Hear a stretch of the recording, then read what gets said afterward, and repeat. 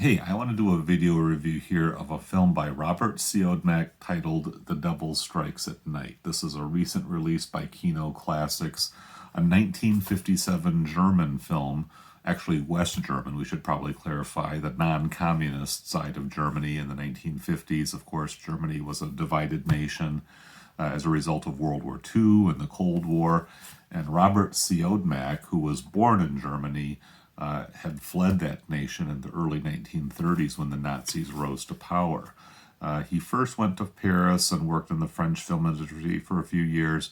Then he ended up making the move to Hollywood, either in the late 30s or early 40s. But certainly the 1940s were kind of his prime era, where he directed film noir classics like Crisscross, The Phantom Lady, The Killers, The Spiral Staircase, and others.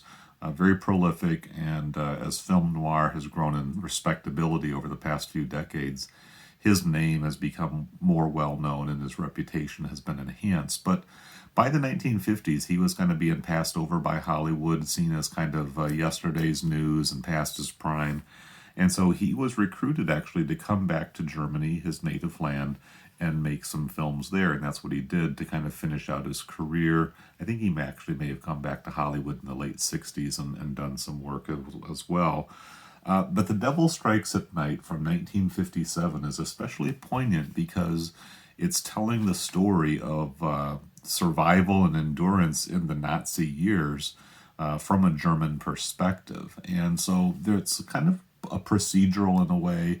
It's about a kind of a mid-ranking Nazi officer who, during an air raid evacuation, is found with a dead woman, like he's standing right over her body. It turns out they were having a bit of an affair. He was a married man. Open and shut case, right? There's the dead body. There's the officer looking pretty guilty. And, he's going to have to pay the price for his crimes. However, he didn't do it. He wasn't the killer. This isn't a mystery. We know who the killer is pretty early on. But the key to the story is what's going to happen to that killer, because really the story hinges on the power of Nazi propaganda and the authoritarian, totalitarian society to warp the reality, to bend the truth, to insist that something that didn't actually happen was what happened, and that's the official story, and that's what everybody has to put up with.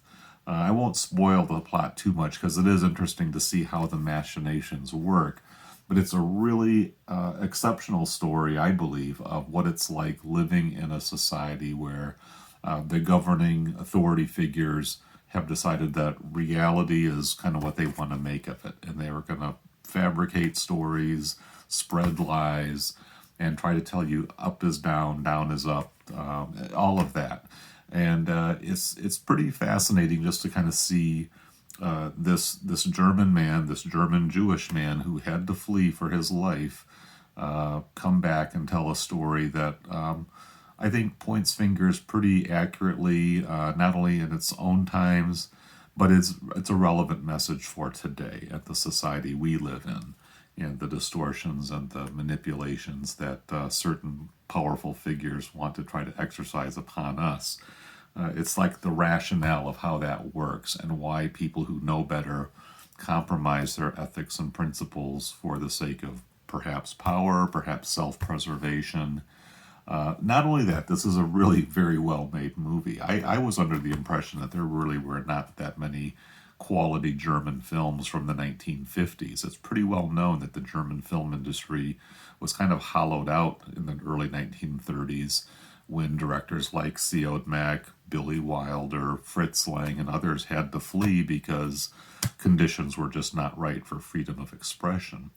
Siodmak came back, so did Fritz Lang, and there's a really fantastic commentary on this from Imogen Sarah Smith, who really is that is worth the price of admission as well. She's very insightful, very clear, and really makes good use of her time in just filling the whole commentary track with valuable and interesting information. So this is going to be a film that appeals to anybody who kind of likes to study the history of Nazi Germany, the German film industry and its kind of renaissance from the late 50s. There's not a lot to choose from, but this is a quality effort. Of course, with Fassbinder and the new German cinema, Werner Herzog and others. There was a lot of great German film to be made, but there were some lean years as well. So yeah, this is definitely one. And if you're interested in film noir and want to see one of the masters of it take that noirish style and put it in a different context, there's a lot to like in this film. So that's my review. I do recommend it. It's the second of two Siodmak films that I've reviewed recently, the first being Farewell, one of his very earliest films. This shows him not finishing up his career with this film, but certainly hitting a very high note beyond the films that made him famous. This was nominated for an Academy Award in 1958 as Best Foreign Language Film, even though it's been pretty obscure ever since then. So I hope you enjoy the review, and definitely worth checking out.